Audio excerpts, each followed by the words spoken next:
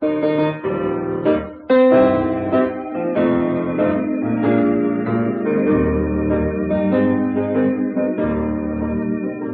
could I do? What could I do? What could I do, Lord? Yes, what could I do? What could I do? No, if it wasn't for your word. Oh, what could I say? What could I see? What could I feel? How could I pray, Lord?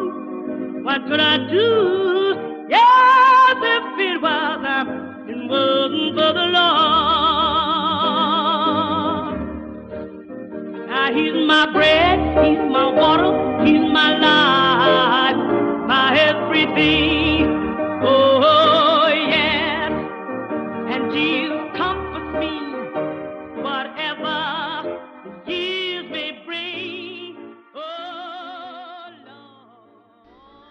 The Bowery is not just the oldest thoroughfare in New York, or just a peculiar and peculiarly resonant place name deeply entrenched in our city's collective character, myth, and lore.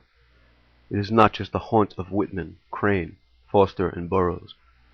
It's not just the birthplace of New York's original theater traditions of minstrelsy, Jim Crow, Irish mots, and the Yiddish schmendrick, vaudeville, and burlesque.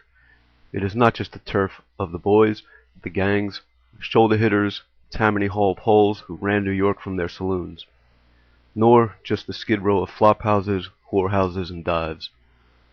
Along with its colorful and influential past, the Bowery is also the single most architecturally and historically diverse street in New York City, spanning every decade between 1800 and 2000.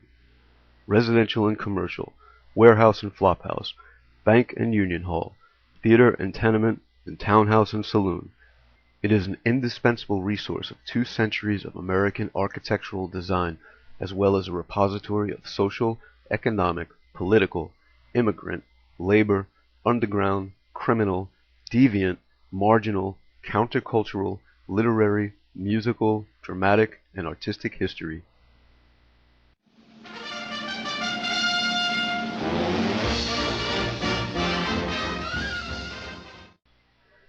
Perhaps no other thoroughfare in America has inspired so much curiosity, or effects such a vivid, instant association. The legends of the Bowery have been popularized in song, dance, theater, and film for over 200 years. The theater tradition of the Bowery is one of the wealths of history in New York City. And it's unfortunately forgotten in part because of the fate of the Bowery. When the elevated tramway was run over the Bowery, it cast the Bowery into shadows. The Bowery became more dangerous. Businesses pulled out of the Bowery, and before you knew it, the Bowery had become Skid Row, and that's the Bowery that we know today. And Skid Row sort of has become, synonymous with Bowery and Skid Row. But that's certainly not what the Bowery was. It was never an elegant street. It was always a lively street. In fact, it was New York's liveliest street in its heyday.